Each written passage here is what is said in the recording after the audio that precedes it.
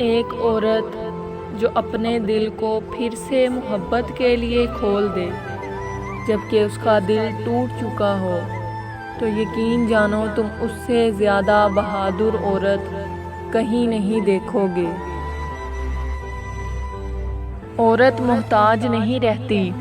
اگر عورت کو رونے کے لیے کاندھا میسر نہ ہو تو وہ مضبوط ہو جاتی ہے، محتاج نہیں رہتی۔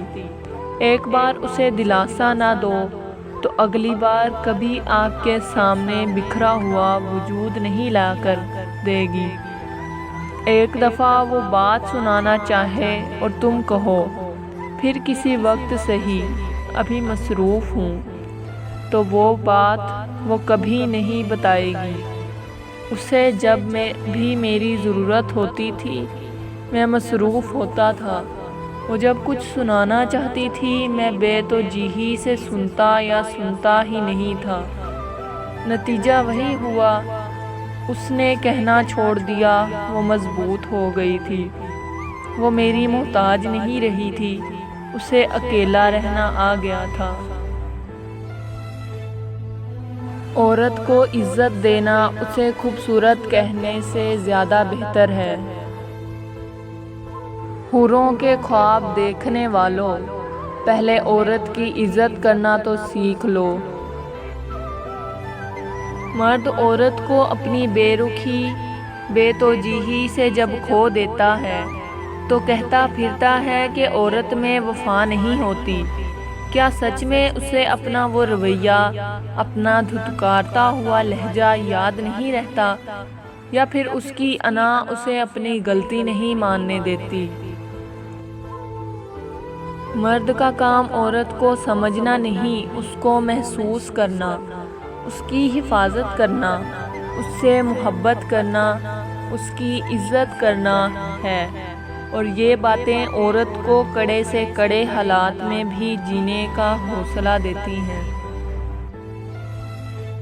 جب مرد کی انا پہ چوٹ پڑتی ہے تو وہ ساری محبت لپیٹ کر سائیڈ پہ رکھ دیتا ہے، اور جب عورت کی انا پہ چوٹ پڑتی ہے تو وہ محبت میں سر چڑھے مرد کو زمین پہ لا پھینکتی ہے اور پلٹ کر دیکھتی بھی نہیں۔ عورت کو محبت ہونے میں بہت دیر لگتی ہے، پتہ ہے کیوں؟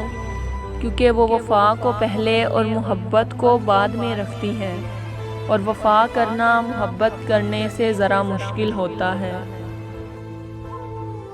عورت کو تو جنگ میں بھی قتل کرنے کی اجازت نہیں، اور تم لوگ اس کو محبت میں مار دیتے ہو۔ پہلا اور آخری، مرد ہمیشہ یہ چاہتا ہے کہ وہ عورت کی زندگی کا پہلا مرد ہو، جبکہ عورت ہمیشہ یہ چاہتی ہے کہ وہ مرد کی زندگی کی آخری عورت ہو۔ حیا اور وفا اگر کسی عورت میں ہے تو اس سے بڑھ کر کوئی دوسری عورت خوبصورت نہیں ہو سکتی۔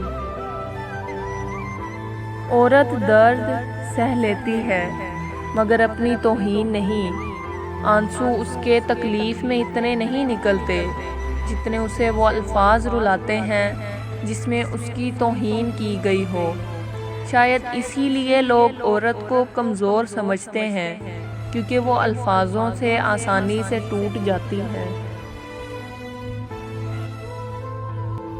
حیا اور وفا جس عورت میں ہو، اس عورت سے بڑھ کر کوئی عورت خوبصورت نہیں ہو سکتی۔ ضمیر اور تدبیر جس مرد کے پاس ہو، اس سے بڑھ کر کوئی مرد بہترین نہیں ہو سکتا۔ عورت کو پھنسایا نہیں جاتا، بسایا جاتا ہے۔